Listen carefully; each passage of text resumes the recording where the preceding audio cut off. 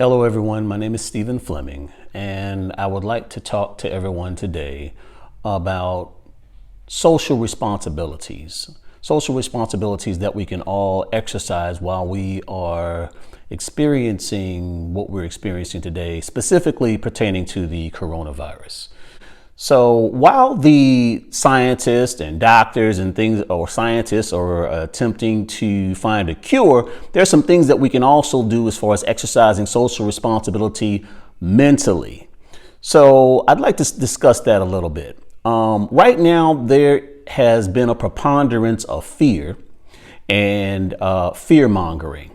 Now, while I completely understand that this is something that we have really never faced in modern times before, as well as the fact that over the past month, all of our world has changed drastically. I mean, it's a completely new world now, just in a matter of about 3 weeks to a month. So that would, of course, entail a certain amount of fear as far as, people feeling that their world has completely shifted and changed. Many people are out of work and things like that.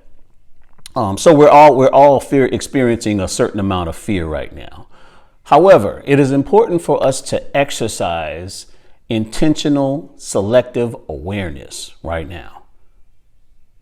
And so that is intentionally selecting what you choose to put into your consciousness, into your mind, what you allow your thoughts to dwell on. It is extremely important for us to be responsible, first of all, to ourselves, and in being responsible to ourselves as far as safeguarding the information that is going into our consciousness, as well as our friends and our neighbors and our loved ones and spouses and family and associates and acquaintances.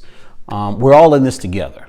And so being all in this together, we're all interdependent on one another to see a more positive aspect of these things. And that doesn't mean to bury our head in the sands or to somehow deny what is actually happening in the physical world. But that is just basically attesting to that there is something still important that we can do while the scientists, while the doctors are researching this thing, or while other organizations are doing what they can to limit the spread of infection and come about with a cure. There's things that we can do as well as citizens to transform this experience into a more loving one. So in the exercising of intentional selective awareness, it is important that unless you are an employee or a scientist in the CDC or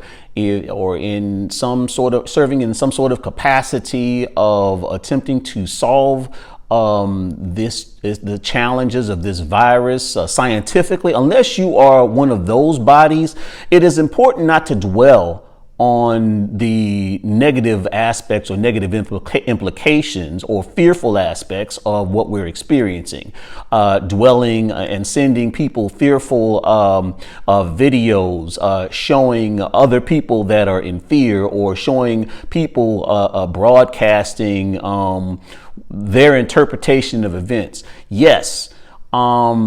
This situation is scary for many of us, but that doesn't mean that we need to dwell our thoughts on it. Again, unless you are part of the CDC or a scientist or some other governing body, if there is no productive aspect of what you are doing, then why do it?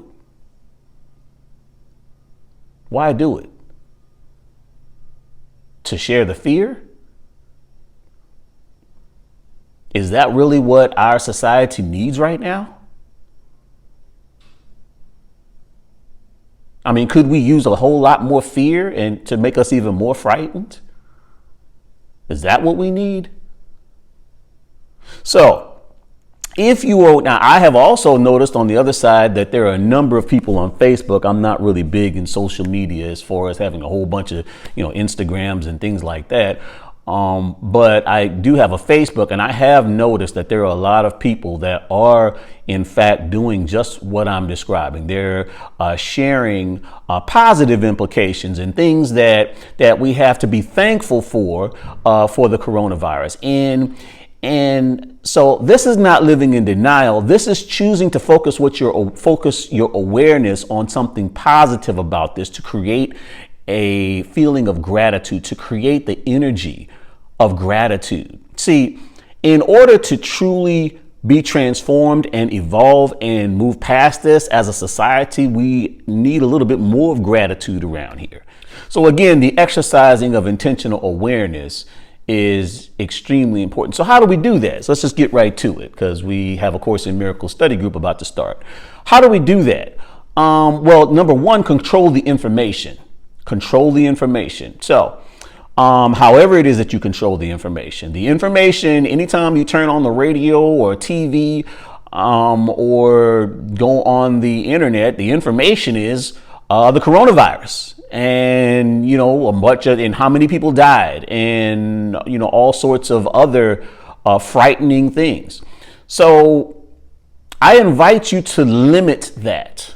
I invite you to limit that information. It's the news is important. The news is very important, but it's important to understand that the news is also a business.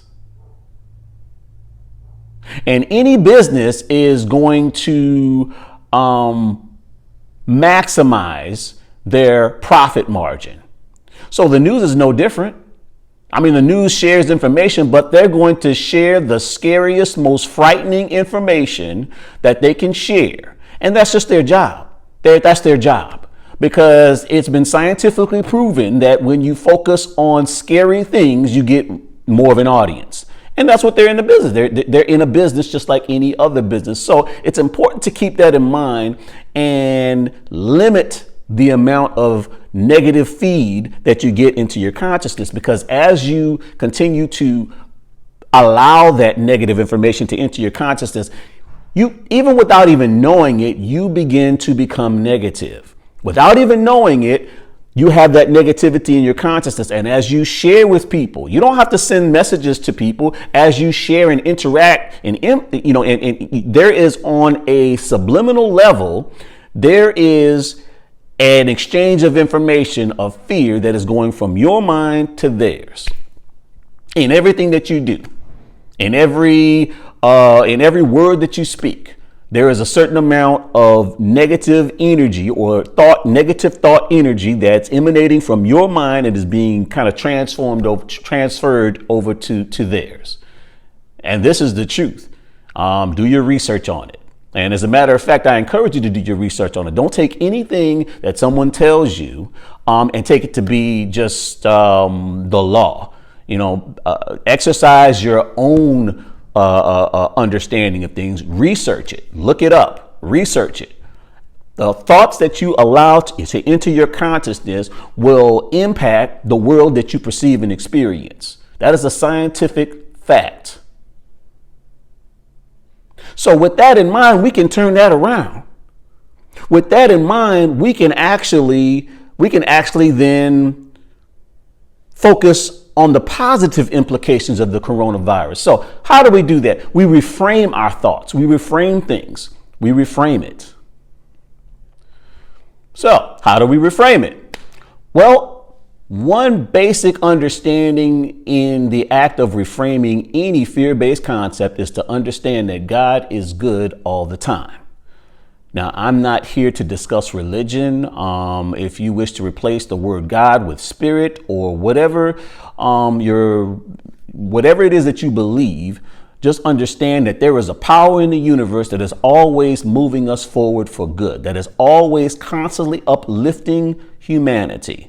So even things that look like they are so frightening, so fearful, so however it is that we're interpreting it, there's something else going on but not beneath the surface that is revolutionary, that is evolutionary, to be more accurate, evolutionary, that is evolving our consciousness and moving us towards a greater awareness, a greater understanding, a greater experience. in this time of isolation, quarantine, whatever label you want to put on it, we can do things that we have never been able to do before when we were busy going to work and, working 9 to 5s or whatever our shift was. And, we just had to pay bills and it was just like, go, go, go, go, go. Now we all get a chance to just stop and reset. So this is a wonderful time to exercise some self-care.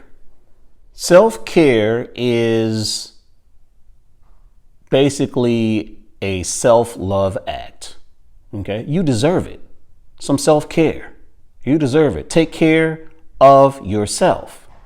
Pamper yourself. Spend time with yourself. Spend valuable quality alone time with yourself. Get to know yourself. If you want to give yourself a manicure, give yourself a manicure. Self-care. Or do your feet. Get yourself a pedicure. Give yourself a pedicure. I'm referring specifically to some alone time, however. So pamper yourself. Think loving thoughts about yourself. Take care of yourself. You deserve it, and understand that you deserve it. Understand that you are important. Understand that you deserve every amount, every bit of self-care that you decide that you want to lavish on yourself. You are worth it. And just remember that and tell yourself that, because sometimes it's easy to forget. It is so easy to forget when we get caught up in things, get caught up in what's going on, get caught up in everything else except for us. Yeah, we can forget that we're valuable, that we're important, that it's important to take care of ourselves. So, in other words, learn to build a loving relationship with you. With you. So, another thing that we can be doing right now, which is in line with self-care, is personal self-development. Personal self-development. Again, you're worth it. You are so valuable. You are worth some personal self-development. So, some examples of personal self-development: learn to meditate. If before the coronavirus, you never had any time or anything like that, well, you know something, you probably have a lot more time now. So, use this time. Use this time as opposed to being on social media and the news and things like that. Unplug for a little bit and meditate. So if you only had 5 minutes to meditate, before the coronavirus, hey, something, you got a lot of time now. So use that time for you. You're worth it. Spend that time with you. Spend that time with spirit, with God that is within you. And the way to do that is in the silence. Or learn another language. Hey, learn another language. You ever wanted to learn Portuguese, or ever want to learn Chinese, or, if you don't speak Spanish and you always want to learn Spanish, well, something, there's a lot of people I live in Houston. So there's a lot of people in Houston that speak Spanish, and Spanish is becoming a predominant language now. So this is a great time to learn it. I mean, while we have all of this extra time on ourselves, on our hands, learn some Spanish. So these are some things that you can do. Read a book. Take some time to read a book. Read a book on personal self-development. So there are so many different things that we could be actually doing with this extra time that we have while we're quarantined, while we are in quote unquote isolation. Things that we can be doing that can help evolve our consciousness. Things that can allow us to move forward into new understandings and insights and realizations of oneness, of spirit, of truth. With all of this that I have said, it is important to focus our awareness on the positive aspects of what we're experiencing so that we can create and foster and nourish a sense of gratitude. And as we create and foster and nourish that sense of gratitude, you will begin to see a world that is completely different from the world that you are experiencing or may be experiencing right now. So these are guidelines on being more completely socially responsible, not just physically socially responsible, but mentally socially responsible, as far as being wholly socially responsible, wholly socially responsible. And with that responsibility, whenever this thing is over, because remember, this too will pass. Whenever this thing is over and when quarantine is lifted, you will emerge from this experience a more enhanced you, a more evolved you, a more loving you, a transformed you. Again, my name is Stephen Fleming. I want to thank you for listening to this message and enjoy A Course in Miracles. Thank you.